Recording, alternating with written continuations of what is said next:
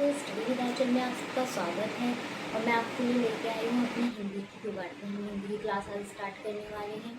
तो चलो दोस्तों, स्टार्ट करते हैं आपका ज़्यादा टाइम बिना वेस्ट किए हुए।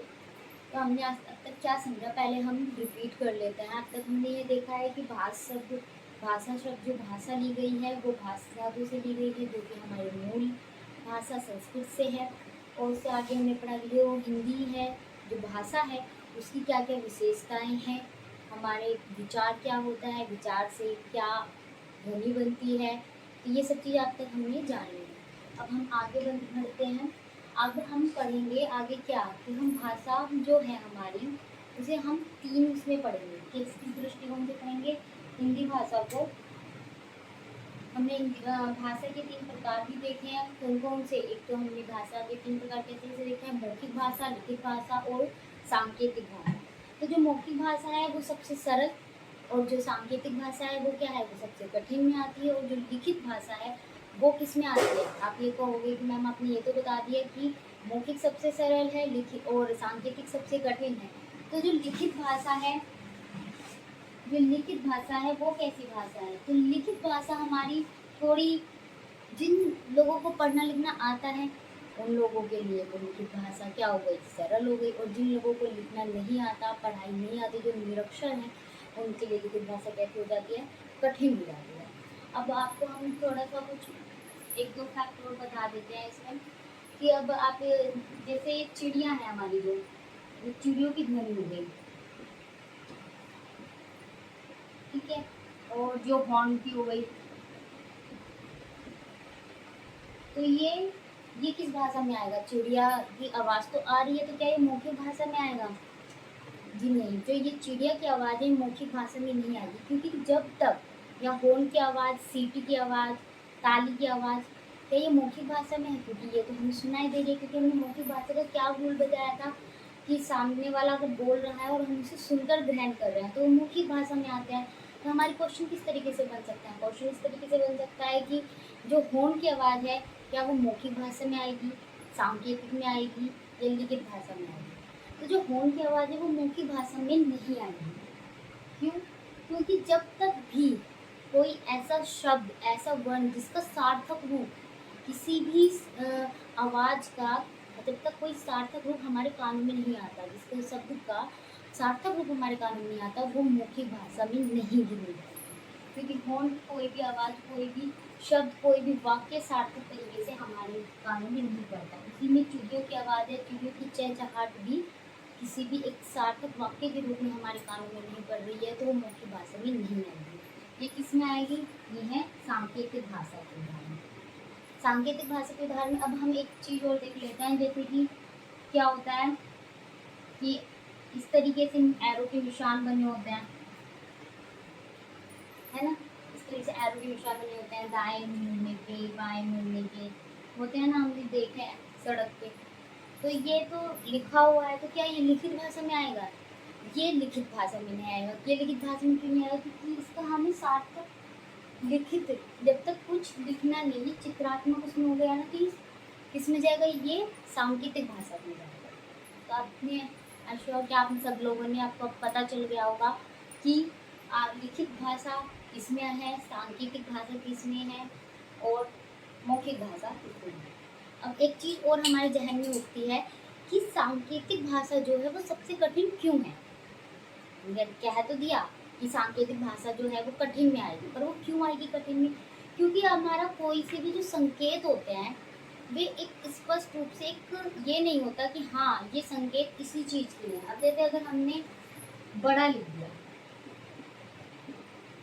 तो बड़े का मतलब बड़ा ही है, खाने का मतलब खाना ही है, लेकिन सांकेतिक रूप में ऐसा कुछ नहीं होता है। सांकेतिक रूप में आप ताली की क्लैप को ले लो, अगर आपको, आप किसी कार्यक्रम में बैठे हो तो क्या होगा, आपने ताली बजाई तो भी आपके मन में हर्ष हुआ, उल्लास हुआ, तो आपने ताली बजाई।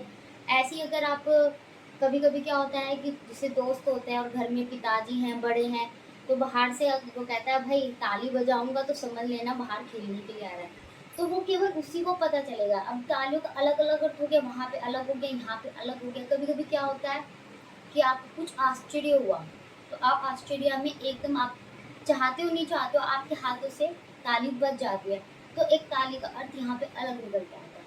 तो इस तरीके से सांकेतिक भाषा की हर जगह अलग अलग प्रयोग में आता है, इसलिए सांकेतिक भाषा जो है कठिन रूप में आती है। तो आपको यहाँ तक अब समझ में आ गया होगा। अब आप इस क्लास से अच्छे से जुड़ सकते हैं। तो हम लेके चलते हैं ऐतिहासिक दृष्टिकोण। अब हम लेके चलेंगे हिंदी। अब हिंदी जो है वो कहाँ से आई है? हिंदी एकदम तो पैदा नहीं होगी ना कि हिंदी बस आ गई, या फिर इतने सारे भाषाई जो हिंदी भाषाई हमारे देश हैं उनमें हिंदी प्रयोग की जाती है तो इसलिए हिंदी का अस्तित्व में आई नहीं। हिंदी का अस्तित्व कहाँ कैसे आया तो ये हम जानेंगे। हिंदी का अस्तित्व 3 तरीके से हम जानेंगे, एक तो ऐतिहासिक तरीके से, एक राजनीतिक तरीके से और एक भौगोलिक दृष्टिकोण से। इस तरीके 3 तरीकों से 3 दृष्टिकोण से आप सोच रहे होंगे मैं वन विचार पे क्यों नहीं जा रही हूँ, लेकिन आप सबके लिए ये सब चीज़ें बहुत ज़्यादा जानना जरूरी है, क्योंकि हम क्या होता है ना कि हम बोरियत तरीके से पढ़ते हैं और रट्टाफिकेशन कर लेते हैं। हमें रट्टाफिकेशन नहीं करनी है, हमें चीज़ों को समझना है। और चीज़ें समझ में कब से आएंगी? समझ में आएंगी जब हम उन्हें अच्छे तरीके से पढ़ेंगे और हमें उनका थोड़ा सा बैकग्राउंड, थोड़े सा इतिहास उसका पता होगा, तो हम अच्छे तरीके से उसे कोरिलेटेड कर पाते हैं। तो अब हम देखते हैं ऐतिहासिक दृष्टिकोण। तो गाइस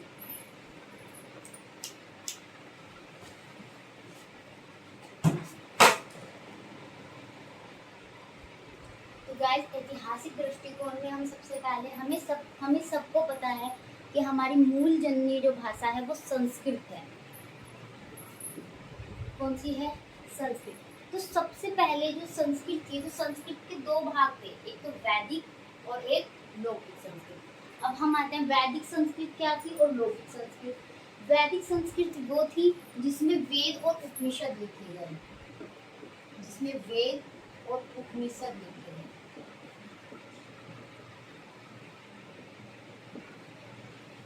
ये हमारे हिंदी साहित्य के भाग से बहुत ज़्यादा इम्पोर्टेंट है, क्योंकि हिंदी साहित्य में यहीं से जो है क्वेश्चन बन के आते हैं। लौकिक संस्कृत कौन सी थी? लौकिक संस्कृत है आम बोलचाल, जो आम लोग थे उनकी बोलचाल भाषा थी। आम लोगों की बोलचाल भाषा में कौन सी आती है? लौकिक संस्कृत। और वैदिक संस्कृत में कौन सी आती है? जिसमें वेद और उपनिषद लिखे गए थे, क्योंकि जो वेद और उपनिषद लिखे गए थे वे आम लोगों की समझ में बिल्कुल नहीं आते थे, तो उनकी थोड़ी सी हट के, मतलब वैदिक संस्कृत थोड़ी सी हमारी कह दो कठिन स्तर में आती है और लौकिक संस्कृत वैदिक संस्कृत से थोड़ी लोवेस्ट स्तर में आती है। अब आपको आ जाते लौकिक आम लोगों की भाषा में। लेकिन क्या हुआ, धीरे धीरे धीरे लौकिक संस्कृत का प्रचलन कम होता रहा और क्या आई, लौकिक संस्कृत का एक रूप बन के आया पाली भाषा का। कौन सा रूप बन के आया? पाली भाषा का। पाली भाषा आप लोग याद करते रहिएगा, सबसे पहले संस्कृत के 2 भागों में डिवाइड हुई, वैदिक संस्कृत और लौकिक संस्कृत। अब लौकिक संस्कृत से किसमें आई है? हम पाली भाषा में। पाली भाषा का जो सबसे बड़ा प्रभाव था वो पड़ा किस पे? बौद्ध धर्म पे। जो पाली भाषा थी उसका सबसे ज्यादा प्रभाव हमारा बौद्ध धर्म पे पड़ता है, क्योंकि जो बौद्ध धर्म है उसके तीनों जो लिखे गए हैं कौन से? त्रिपिटक, जिन्हें हम क्या कहते हैं? त्रिपिटक। आदिम पिटक, सूत्र पिटक और विनय पिटक। कौन से पिटक हैं? आदिम पिटक, सूत्र पिटक और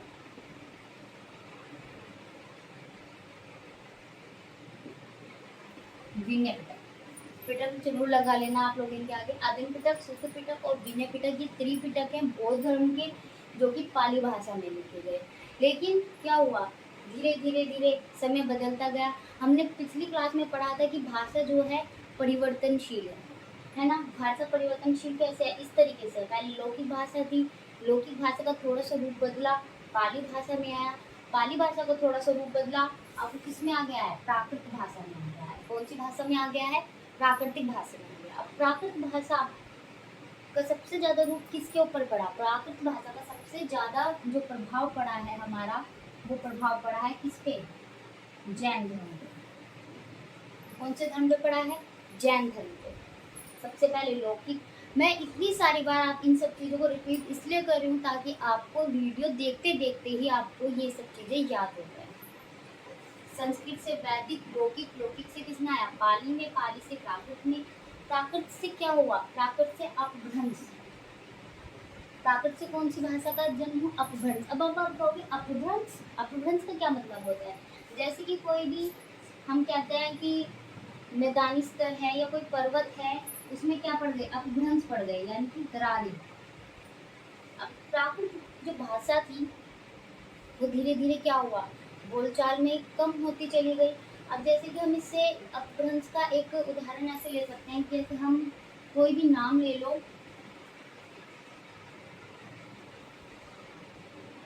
आप क्या नाम लो, आप सूर्यवंशम ले लेते हैं, तो सूर्यवंशम अगर हमने नाम लिया तो सूर्यवंशम का क्या है, अगर सूर्यवंशी है, सूर्यवंशी, लोग सूर्यवंशी सूर्यवंशी तो करने की जगह सूर्यवंशी करने लग जाते हैं, वह उसका भाग गया सूर्यवंशी, सूर्यवंशी, नाम तो उसका सूर्यवंशी था, लेकिन सूर्यवंशी से क्या हो गया, सूर्यवंशी हो गया।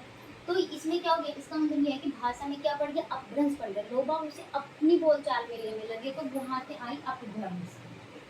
अपभ्रंश का एक रूप होता है शोर सैनी अपभ्रंश, अपभ्रंश का क्या रूप होता है, शोर सैनी अपभ्रंश। शोर सैनी अपभ्रंश जो होती है हमारी, शोर सैनी अपभ्रंश से क्या बना, शोर सैनी अपभ्रंश आई है हमारी हिंदी। लौकिक संस्कृत से पाली, पाली से प्राकृत, प्राकृत से अपभ्रंश, अपभ्रंश से क्या हुआ, शोर सैनी अपभ्रंश हुआ, और शोर सैनी अपभ्रंश से हमारी क्या बन के आई है, हिंदी बन के आई। अब आप ये सब चीजें सोच रहे होंगे कि इससे क्वेश्चन कैसे बनेगा, तो मैं आपको बताती हूँ क्वेश्चन कैसे बनता है। क्वेश्चन इस तरीके से बनेगा कि आपको 4 विकल्प दे दिए कि हिंदी जो है किस भाषा का स्वरूप है, हिंदी जो है वो किस भाषा का स्वरूप है। आपको ऑप्शन में दे दिए संस्कृत, दूसरा ऑप्शन में आपको दे दिया क्या, शोर सैनी अपभ्रंश,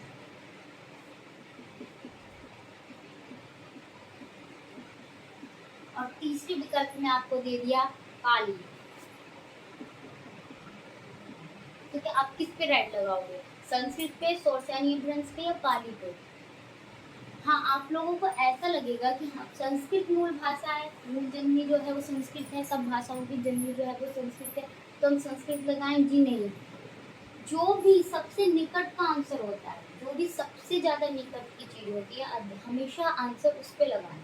यानी कि हिंदी अगर आया तो ये सबसे पहले कौन सा है, शोर सैनी अपभ्रंश। अगर शोर सैनी अपभ्रंश नहीं दे रखा, प्राकृत उसमें दे रखा है, तो हम प्राकृत पे लगाएंगे। अगर पाली, प्राकृत, शोर सैनी अपभ्रंश कुछ नहीं दे रखा है, केवल संस्कृत दे रखा है, तब हमारा आंसर संस्कृत पे लगेगा। आप लोग समझ गए होंगे कि मैं क्या कहना चाह रही हूँ, कि हिंदी का निर्माण हुआ तो संस्कृत से ही है, लेकिन जो उसके पीढ़ी दर पीढ़ी को जो बदलता आया है, सबसे लास्ट में क्या था, शोर सैनी अपभ्रंश था। और अगर हमारा विकल्प में शोर सैनी अपभ्रंश दे रखा है, तो हम उसका विकल्प शोर सैनी अपभ्रंश ही चुनेंगे। ठीक है दोस्तों, आई थिंक आपको ये सब बातें समझ में आ गई होंगी। तो अब हम आगे चलते हैं।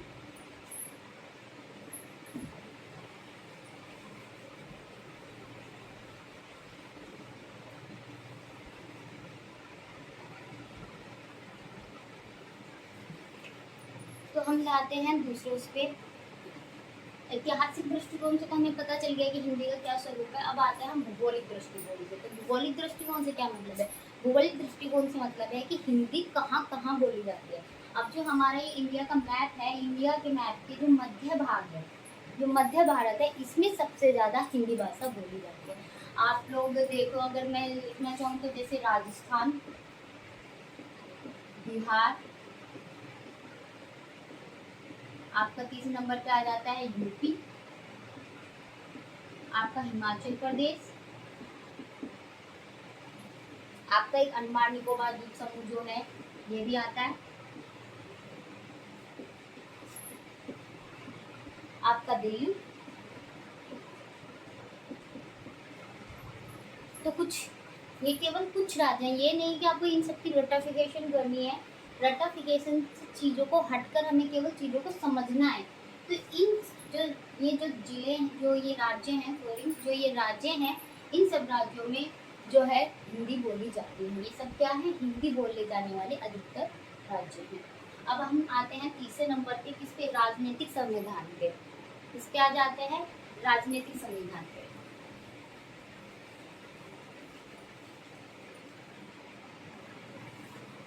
यानी कि राजनीतिक दृष्टिकोण, यानी कि हम इसे संवैधानिक दृष्टिकोण भी कह सकते हैं। ऐतिहासिक दृष्टिकोण से हिंदी का पता चल गया, हमें भौगोलिक दृष्टिकोण से पता चल गया है। अब हम आते हैं राजनीतिक दृष्टिकोण से। राजनीतिक दृष्टिकोण कह सकते हैं, हम इसे संवैधानिक दृष्टिकोण भी कह सकते हैं। तो संवैधानिक दृष्टिकोण के हिसाब से जो अनुसूची 8 है, अनुसूची 8 में 22 भाषाओं का जिक्र हुआ है जो हमारे संविधान में ली गई है। कितनी भाषा ली गई है? 22 भाषा ली गई है, जो कि अनुसूची 8 से ली गई है। ये सब आपको याद करने का है, क्योंकि ये सब चीज़ें पूछ ली जाती है। हिंदी साहित्य में ये सब चीज़ें पूछ ली जाती है। कभी कभी ये जीके से में भी, हिंदी के इतिहास में जीके, जो हमारे जीके का भी आता है क्वेश्चन, उसमें भी ये चीज़ें पूछ ली जाती है। ये चीज़ें जो है जीके में भी आपकी पूछ ली जाती हैं। तो अनुसूची 8 में 22 भाषाओं का जो है जिक्र हुआ है, उनमें से एक भाषा हमारी हिंदी भाषा है। ठीक है, अब हम आते हैं आगे। भाग 17। भाग 17 अनुच्छेद कौन सा है? 343 से 351 तक जो है हमारे हिंदी भाषा को जो है स्थान मिला हुआ है। इसका राजभाषा का। राजभाषा का मतलब क्या है? अब हम ये देखें राजभाषा का मतलब क्या है। तो दोस्तों हम देखते हैं, हम बोली भी सुनने में आता है, भाषा सुनने में आता है, राजभाषा सुनने में आता है, मातृभाषा, राष्ट्रभाषा, ये सारी भाषाएं क्या हैं? ये सब भाषाएं हैं क्या? चलो ये सब भाषा जानते। सबसे पहले आता है बोली। बोली क्या होती है? बोली भी एक भाषा ही है, लेकिन उसे बोली क्यों बोला जाता है? जो बोली होती है उसका जो क्षेत्र होता है वो बहुत सीमित होता है। जो बोली होती है उसका क्षेत्र क्या होता है? सीमित होता है। यानी कि किसी एक जिले के, किसी एक राज्य के, एक जिले के किसी शहर में या किसी गांव में बोले जाने वाली जो बोली होती है, उसे हम बोली का दर्जा देते हैं। ठीक है, बोली का क्षेत्र क्या होता है? बहुत सीमित होता है। जैसे कि कहते हैं ना कि यहाँ पे ये कन्नड़ बोली जाती है, यहाँ पे एक खड़ी भाषा बोली जाती है। तो जो ये है, ये छोटी छोटी जो भाषाएं हैं, जो कि जिनका क्षेत्र केवल सीमित है, केवल वे उसी एरिया तक, उसी स्थान तक सिमट कर रह गए हैं, उन्हें बोली का दर्जा प्रदान किया गया है। तो इन्हें कहा जाता है बोली। जिनका जो एरिया है, जो क्षेत्र है, वो केवल सीमित है, वो उस क्षेत्र से बाहर नहीं गई, लेकिन उस क्षेत्र में बोली जाती है, तो इसलिए उसको बोली कहा जाता है। अब दूसरा भाषा की जाती है भाषा। भाषा क्या है? मातृभाषा, राजभाषा और राष्ट्रभाषा। मातृभाषा पे आते हैं पहले हम। मातृभाषा क्या? जो माँ के मुख से बोली जाए। मातृभाषा का हमने CTET के उसमें भी देखेंगे, हम UP TET, सुपर TET, मातृभाषा का बहुत ज़्यादा जिक्र किया गया है। तो मातृभाषा क्या है? मातृभाषा है जो माँ के मुख से बोली जाए, माँ के मुख से बोली जाए।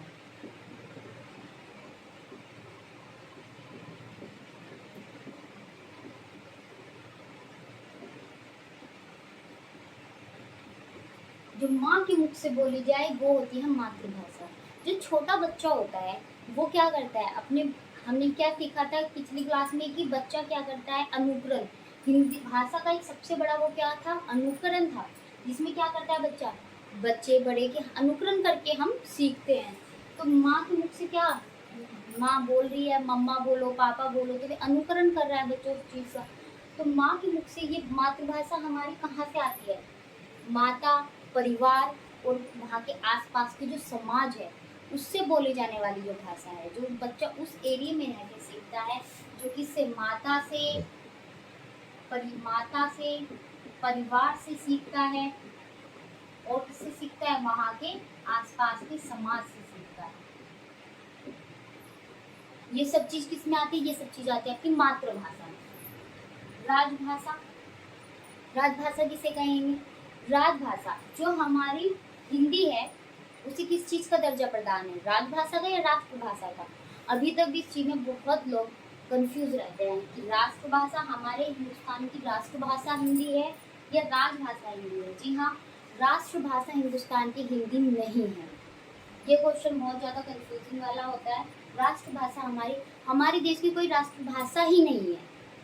हमारे देश की कोई राष्ट्रभाषा ही नहीं है। जो हिंदी है वो हमारे देश की राजभाषा है, ना कि राष्ट्रभाषा।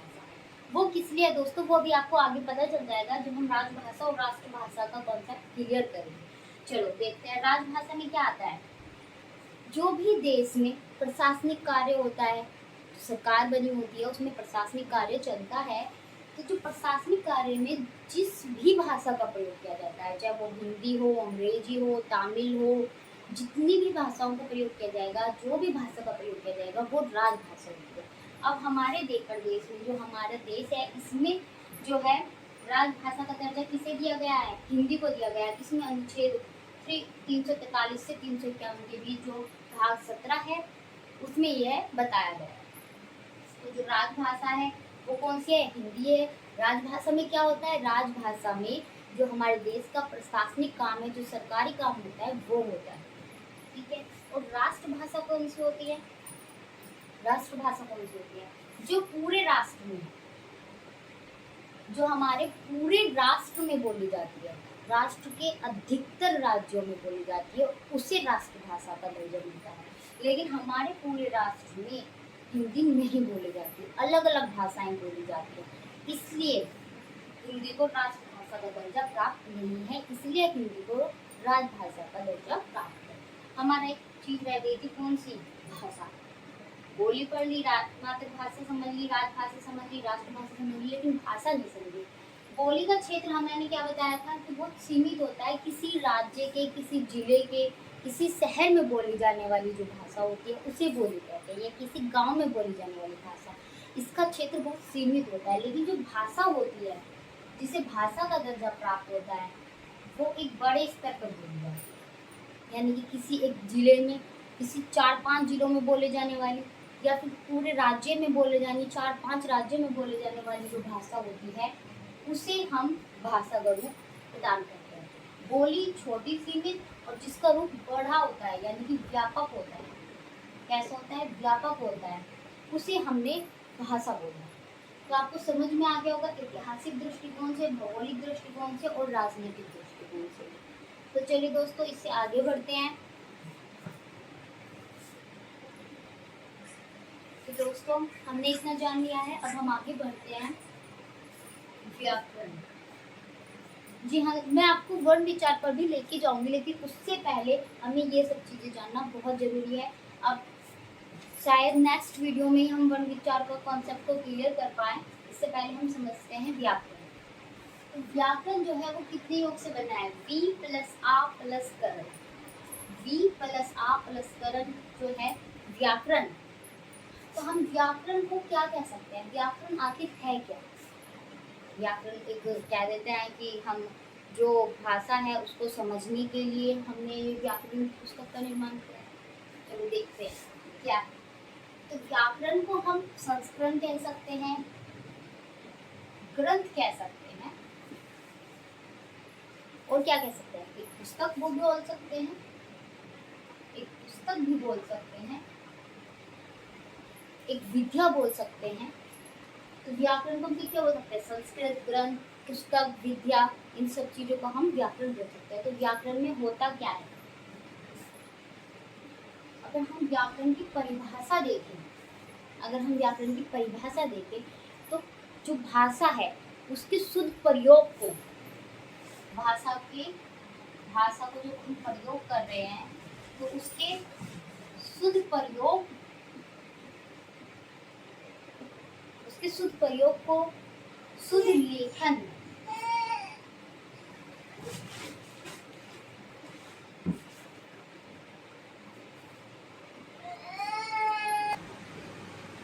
तो शुद्ध प्रयोग, शुद्ध लेखन, शुद्ध उच्चारण, शुद्ध उच्चारण,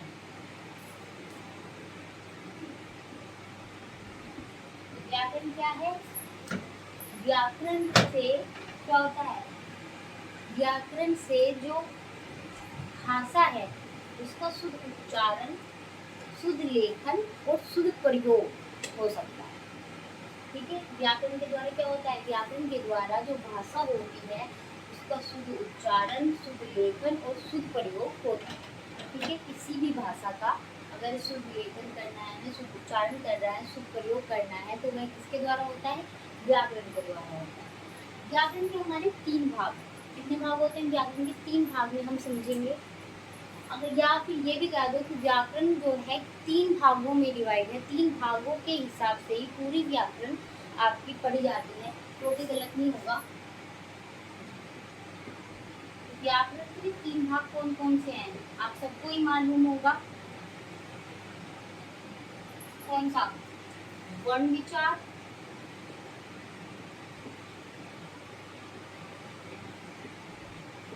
दूसरा कौन सा है? शब्द विचार,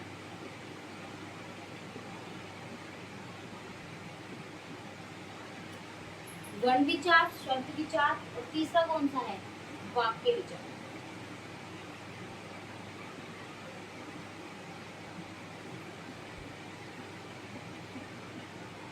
तो व्याकरण के 3 भाग हैं। पहला वर्ण विचार, दूसरा शब्द विचार और तीसरा वाक्य विचार।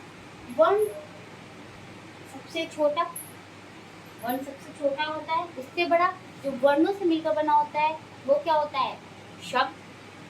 जो वर्णों से मिलकर बना होता है वो क्या होता है? शब्द। और जो शब्दों से मिलकर बनता है वो क्या होता है?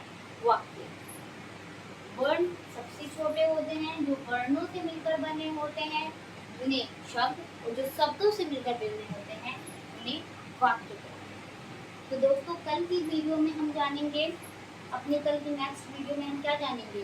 वर्ण विचार। सबसे छोटा क्या वर्ण होता है? नहीं, सबसे छोटा वर्ण से भी छोटा कुछ और भी होता है। क्या होता है? ये सस्पेंस यही छोड़ देते हैं, और कल हम जानेंगे अपने वर्ण विचार के पूरे भाग में वर्ण विचार क्या है। आपको इस तरीके से वर्ण विचार आपके जहन में, आपके दिमाग में फिट हो जाएगा कि आपको कल को जब आप एग्जाम परीक्षा में बैठोगे तो आपको बिल्कुल भी परेशानी का सामना नहीं करना पड़ेगा। लेकिन हमें रटना नहीं है, हमें एक एक चीज़ को, छोटी सी छोटी चीज़ को समझ कर लेकर चलना। तो आज के हमारे वीडियो में इतना ही। फिर मिलते हैं। हमारे चैनल को सब्सक्राइब कीजिए, लाइक कीजिए और शेयर कीजिए। नमस्कार।